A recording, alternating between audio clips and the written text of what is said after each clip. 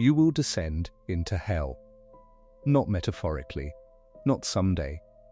You already have, or you will, and the only question is whether you will recognize it when it happens.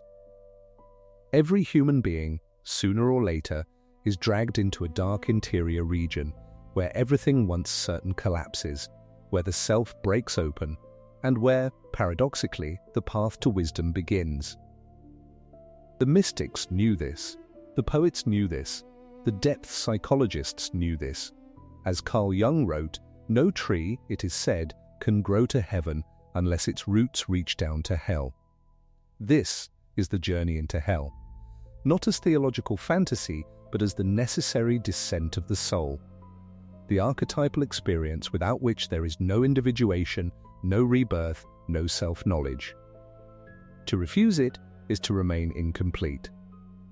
To embrace it is to be transformed. Mankind has speculated about the afterlife since the dawn of civilization. Long before the Christian conception of hell took shape, the ancients had already imagined the realm of the dead in countless forms. In Duat, the Egyptian underworld, the souls of the deceased stood before the god Anubis, who placed their hearts upon a great scale. On the other side rested the feather of Ma'at, goddess of truth and cosmic order. The heart was considered the most important of the internal organs, the seat of human wisdom, the repository of one's true character. If the heart was found heavier than the feather, it was immediately devoured by the monstrous Amit, and the soul would wander restless forever. But if the heart was found lighter or equal in weight, the deceased was permitted to pass into the field of reeds, the Egyptian paradise. Thus, aligning one's actions to one's heart was considered the very key to salvation. For the ancient Greeks, the land of the dead was Hades, named after the god who ruled over it. There was a belief in the survival of the soul, but this survival was bleak and meaningless. The inhabitants of the underworld were shades, flickering reflections of their former selves, drifting without purpose through the gloom. When Odysseus descends into Hades in Homer's epic, the great warrior Achilles tells him that he would rather be a slave to a poor farmer on earth than king over all the dead. Similarly, in the Old Testament, there is no developed conception of hell nor of heaven. The dead, whether righteous or wicked, descended together to Sheol, a realm of darkness, silence, and eternal sleep. It was only later, in the New Testament, and in the writings of the early Church Fathers, that hell came to be imagined as a place of punishment. Today, most of us think of hell as a fiery realm containing the souls of the damned who have committed heinous acts in life, condemned to endure eternal torture at the hands of demons. The devil reigns over hell, the incarnation of the Platonic idea of evil, the perfect form of evil. But hell, properly understood, is no imaginary place. It is the archetype of ultimate suffering. We say I have been to hell and back when we have endured something extreme, whether physical or psychological. Hell is a state of consciousness that we all experience in different intensities at some point in our lives. And hell is not only suffering, it is also a passage. In ancient mysteries and rituals of initiation, the hero must descend into a dark place in order to give birth to a new consciousness, in order to gain access to a new stage of life. It is the most profound psychological death and rebirth of the self. In his play, No Exit, the French existentialist philosopher Jean-Paul Sartre depicts a psychological hell, leading to his famous declaration, "Hell is other people." Far from being misanthropic, this is a profound psychological exploration of what Sartre called the look. The play depicts two women and a man locked together in a mysterious room, unable to escape one another's gaze. They are condemned to be eternally devoured by the eyes of the others. One of the women accuses the man of stealing her face because she feels reduced, judged, defined by his stare. The look strips the characters of their individuality, their freedom, their responsibility, and pins them down like insects in a particular kind of being, an object in the eyes of others. They lose themselves and become a collection of mirrors, reflecting back only what is expected of them. At the end of the play, the man finally realizes, all those eyes intent on me, devouring me. So this is hell. I'd never have believed it. You remember all we were told about the torture chambers, the fire and brimstone, the burning marl, old wives' tales. There's no need for red-hot pokers. Hell is other people. This is one face of hell, the inescapable judgment of the other.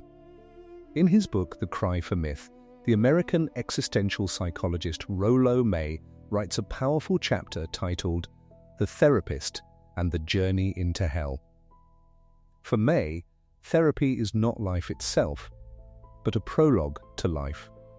The therapist does not cure.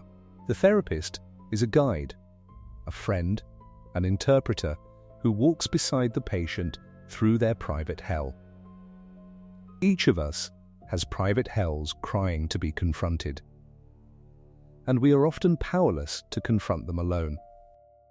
We are all in limbo. We are all struggling alone with the human condition. The issue is not that we have problems. The issue is that we fail to be aware of them and fail to confront them. Human beings can reach heaven only through hell. The journey cannot be skipped. The agony, the horror, the sadness, these are not obstacles to self-realization. They are its necessary prelude. No light, but rather darkness visible, served only to discover sites of woe, regions of sorrow, doleful shades, where peace and rest can never dwell, hope never comes. That comes to all, but torture without end still urges, and a fiery deluge, fed with ever-burning sulphur unconsumed. This is how hell is portrayed by the English poet John Milton, who wrote his epic Paradise Lost entirely through dictation after he had gone blind. For Milton, it is not pain that crushes the soul, it is hopelessness. He describes a great rebellion in heaven before the creation of Adam and Eve, when Lucifer, the most beautiful of the angels, led a host of rebels against God and was cast down into the abyss. Milton paints Lucifer as a deeply ambivalent figure, proud, defiant, eloquent, almost heroic. He declares the mind is its own place and in itself can make a heaven of hell, a hell of heaven. This is a profoundly psychological insight. Heaven and hell are not only places, they are conditions of consciousness. The same external circumstances can be experienced as paradise by one mind, and as torment by another. The mind itself is the architect of its own kingdom, and of its own prison. But it is, in Dante Alighieri's Divine Comedy, completed in 1320, 1 year before his death, that we find the most profound descent into hell ever written. The main character is Dante himself, who journeys through hell, purgatory, and heaven. These three stages are not merely successive locations in some imagined geography of the soul. They are simultaneous, coexisting aspects of all human experience. The work is described as a comedy not because it is humorous, but because, unlike a tragedy, it begins in darkness and ends in light. The book opens with one of the most iconic lines in all of literature. Midway in the journey of our life, I awoke to find myself alone and lost in a dark wood, having wandered from the straight path. Notice that Dante does not say the journey of my life, he says the journey of our life. This is not just his story, it is everyone's story. It is the universal story of the path to self-knowledge, which begins, paradoxically, by descending into hell. Dante wrote this when he was 35, what was then considered the midpoint of life. The Divine Comedy is, among many other things, the ultimate expression of a midlife crisis, a critical phase of existential transformation which the ancient Greeks called metanoia, a fundamental turning of the mind. Dante's life had been dramatically thrown off course. He had been accused of corruption by his political enemies in Florence, condemned to be burned alive at the stake, and forced into perpetual exile. He never returned home. He spent the last 20 years of his life wandering from city to city, dropping slowly into the depths of his own inner world. From this exile came the Divine Comedy, an extraordinary example of the interplay between the human and the divine. The Christian existentialist philosopher Paul Tillich called this the method of correlation. The human questions of anxiety, meaninglessness, and despair are correlated with religious symbols. Only through this dialogue can we reach the depths of reality. Dante the pilgrim finds himself within a horrible dark forest, for the straight path had been lost. He says, "I don't know how I got here." How often do we find ourselves saying exactly this? There are moments in life when we look around and no longer recognize how we arrived where we are. We set out with certain goals, certain visions of who we would become. But as time passes, we make small choices, compromises, and without realizing it, we end up somewhere completely different. As Søren Kierkegaard wrote, life can only be understood backwards, but it must be lived forwards. Dante is not who he set out to be, and he does not understand why. He sees, high above him, the sun shining over a hill, a symbol of orientation, of meaning, but his path is blocked by three beasts, a leopard, a lion, and a she-wolf, representing lust, pride, and avarice. He cannot reach the light directly. There are no shortcuts to self-realization. In his despair, a figure appears before him. It is Virgil, the ancient Roman poet, who will become his spiritual guide through the various circles of hell. Virgil leads him to the gate of hell, above which is inscribed the most terrifying line in the poem, "Abandon all hope, ye who enter here." Dante is terrified. He does not feel worthy. But Virgil tells him that Beatrice is waiting for him in paradise. Beatrice, the great love of Dante's life, whom he had fallen in love with when he was only 9 years old, and who had died at the age of 25.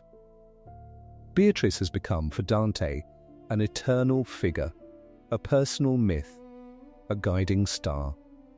And so, summoning his courage, Dante agrees to enter. Hell is depicted as 9 concentric circles of torment located within the earth. One might say that it is the journey of climbing down into the depths of the unconscious. It is not a sadistic spectacle. It is an invitation to recognize one's own dysfunctions and to see, through the punishments of the damned, the consequences of unexamined sin. Before descending, Dante and Virgil pass through the vestibule of hell, where they hear the cries of the opportunists, those who in life were indifferent, who took no sides, who refused to commit. Since they took no stand, they are given no place. The first circle is limbo, home of the unbaptized and the virtuous pagans, the great philosophers and poets, Homer, Socrates, Plato, Aristotle. It is also Virgil's own home. They are not punished, they simply exist eternally without ever being able to see God. After limbo, the true suffering begins. The next circles contain the self-indulgent, the lustful, blown about by an endless storm, the gluttonous, lying in filth under freezing rain, the greedy, condemned to push great weights against one another for eternity, and the wrathful, fighting each other in a black, boiling marsh. As one descends, the punishments become more severe. Dante makes many mistakes in hell. He weeps, he faints, he pities those he should not pity. But Virgil corrects him again and again. For sin, properly understood, is not to be pitied. To pity sin is to remain entangled in it. This lesson takes Dante many circles to learn.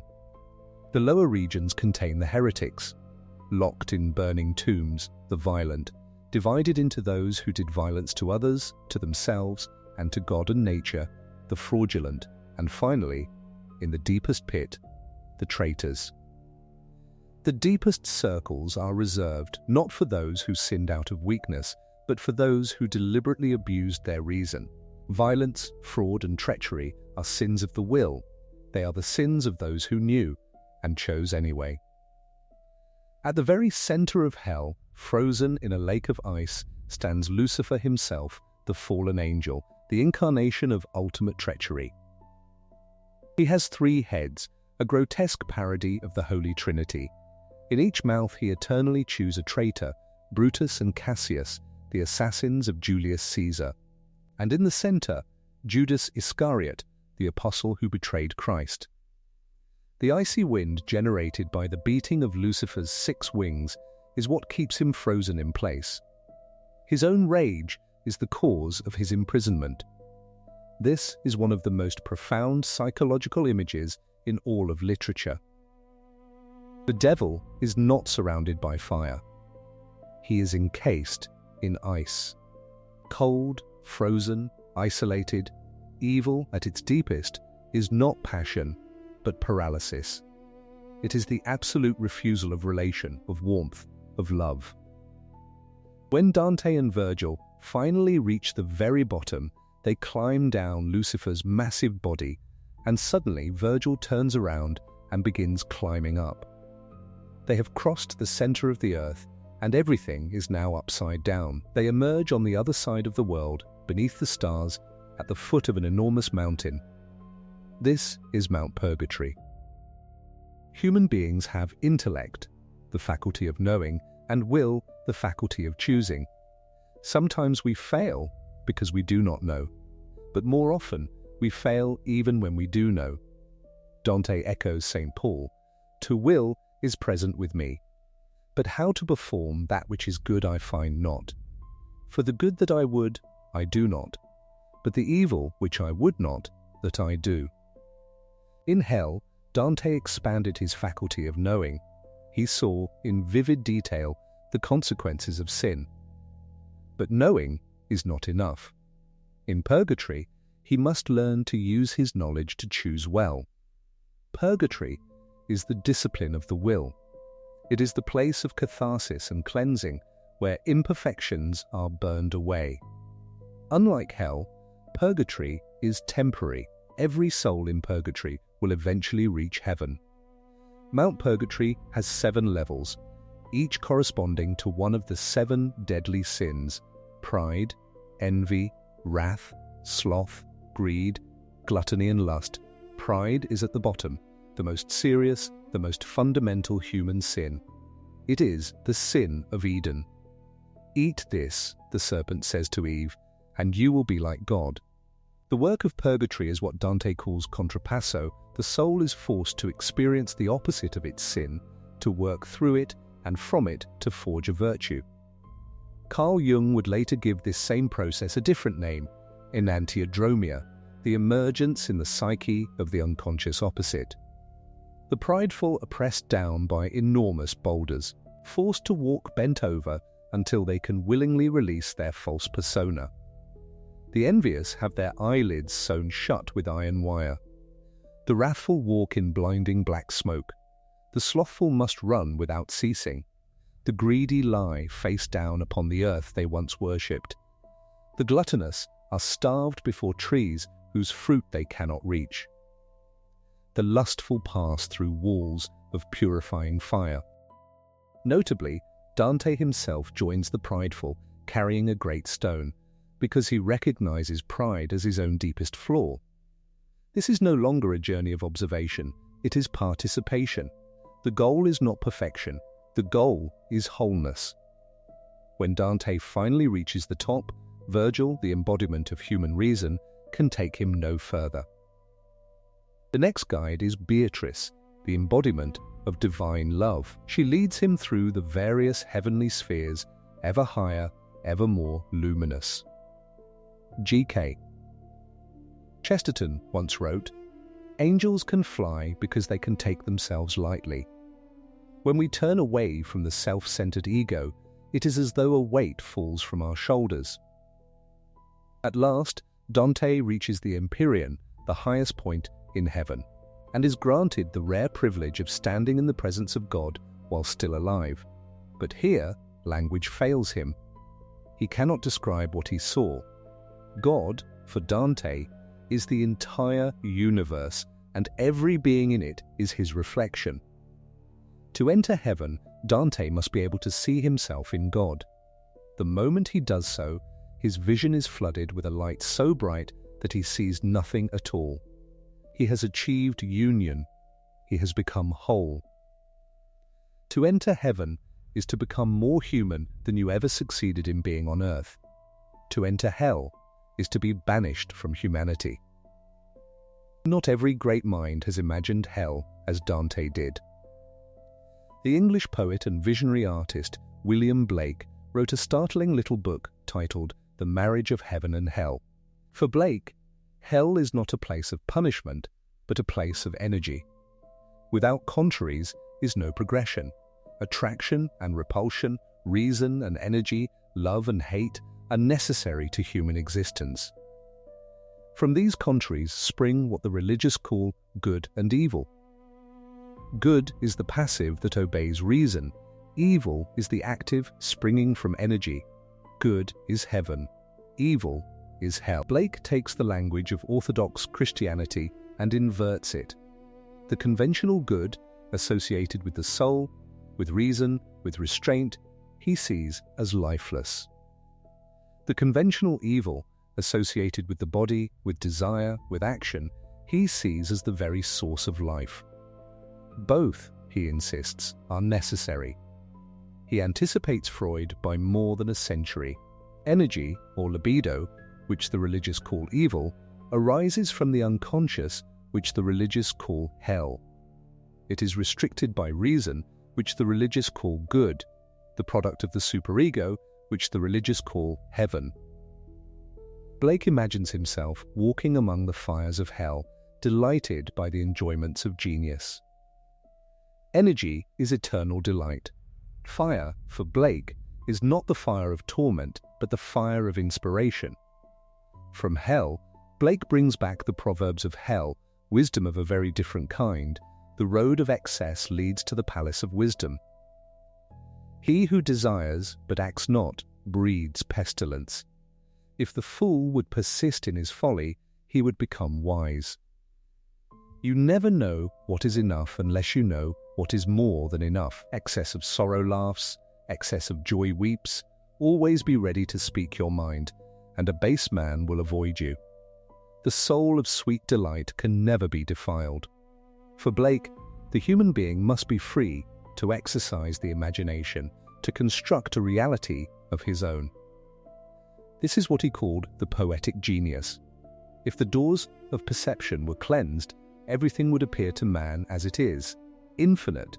For man has closed himself up, till he sees all things through narrow chinks of his cavern. There is a moment, said Jung, that comes to every life. A point exists at about the 35th year when things begin to change. It is the first moment of the shadow side of life, of the going down to death. It is clear that Dante found this point, and those who have read Zarathustra will know that Nietzsche also discovered it. Friedrich Nietzsche imagined this descent through the figure of the prophet Zarathustra, who, after spending 10 years alone in the mountains, grows weary of his own wisdom and speaks thus to the sun, "I must descend into the depths. As you do in the evening when you go behind the sea and still bring light to the underworld, you overrich star. Like you I must go under, go down, as is said by man, to whom I want to descend. What is great in man is that he is a bridge and not an end. What is lovable in man is that he is an overgoing and a downgoing." The descent is not failure. It is the bridge. Carl Jung's own descent came in his late 30s, the same age as Dante. After his bitter break with Sigmund Freud, Jung entered what he would later call his confrontation with the unconscious. From 1913 to 1916, he was overwhelmed with visions. In his hypnagogic states, he plunged into unknown depths. Fearing he might be losing his mind, he kept a loaded revolver in the drawer of his night table in case the visions became unbearable. What he experienced during those years he would record in the Red Book, a manuscript he kept secret for most of his life. There, Jung speaks openly of his descent into hell, not as an afterlife abode of condemnation, but as a present living condition of utter bewilderment. What do you think of the essence of hell? Hell is when the depths come to you with all that you no longer are or are not yet capable of. Hell is when you can no longer attain what you could attain. Hell is when you think and feel and do everything that you know you do not want. Hell is when you know that your having to is also a wanting to, and that you yourself are responsible for it. Hell is when you know that everything serious that you have planned with yourself is also laughable, that everything fine is also brutal, that everything good is also bad, that everything high is also low, and that everything pleasant is also shameful. Just as Dante had Virgil, Jung had his own inner guide, a figure he called Philemon, a wise old magician whose words were full of the sounds of life. But Jung also had to face his own devil. In one of the most striking passages of the Red Book, Jung describes standing on the highest tower of a castle. A figure appears in the distance and approaches. He hears footsteps on the stairway, and a strange fear comes over him. It is the Red One, the devil himself. But this devil is not what Jung expected. He is not horrifying. He is amused. He laughs at Jung's seriousness. He tells him that life does not require such ponderousness, that it is better to dance through life. Jung tells him that he too knows how to dance. The devil is surprised. He considered dancing his own province. And so they reach common ground. The devil reveals himself at last as joy, the joy of the serious person. Jung writes, "If you ever have the rare opportunity to speak with the devil, then do not forget to confront him in all seriousness. He is your devil, after all. The devil as the adversary is your own other standpoint. He tempts you and sets a stone in your path where you least want it. Taking the devil seriously does not mean going over to his side, or else one becomes the devil. Rather, it means coming to an understanding. Unlike Faust, who sold his soul to the devil in exchange for power and knowledge, Jung does not make a pact. He reaches a mutual agreement. He accepts a measure of the devil's joy. The devil accepts a measure of Jung's seriousness. Each is changed by the encounter. What had begun as the brink of madness became, for Jung, the source of the most creative period of his life, the stuff and material for more than one life, as he later put it. For Jung, purifying one's vision while traveling through hell involves the recognition and integration of the shadow, everything in us that we have refused to see, refused to own. The shadow is the dark twin of the persona, the rejected brother. Until we confront it, it rules us from below. But while it is possible to recognize the relative evil of one's own nature, it is a rare and shattering experience to gaze into the face of absolute evil. As Nietzsche warned, whoever fights with monsters should see to it that he does not become one himself. And when you stare for a long time into an abyss, the abyss stares back into you. The descent into hell is a cathartic journey. It leads to self-knowledge, to self-transformation, and ultimately to self-transcendence. It is easy to enter and very difficult to leave. It corresponds to what the alchemists called the nigredo, the blackening, the phase of spiritual mortification and putrefaction, the dangerous yet healing descent into one's inner underworld. It is in the region of greatest danger that the treasure hard to attain is finally found. He who journeys to hell also becomes hell, Jung writes, therefore do not forget from whence you come. The depths are stronger than us, so do not be heroes, be clever, and drop the heroics, since nothing is more dangerous than to play the hero. The journey into hell is not a heroic conquest. It is a humble descent. It is not about defeating the darkness, but about acknowledging that the darkness, too, is ours. Salvation, as Dante described it, holds a striking parallel with the process Jung called individuation, the reconciliation of the two incongruous halves of the psyche into a single whole, the conscious and the unconscious, the light and the shadow, heaven and hell. And so we return to where we began. No tree can grow to heaven unless its roots reach down to hell. The roots of the tree of life reach into the abyss. The top touches the divine. We are that tree. And only by descending, fully, honestly, without heroics, do we, at last, become whole. The path to self-knowledge runs through hell. There is no other way. There never was.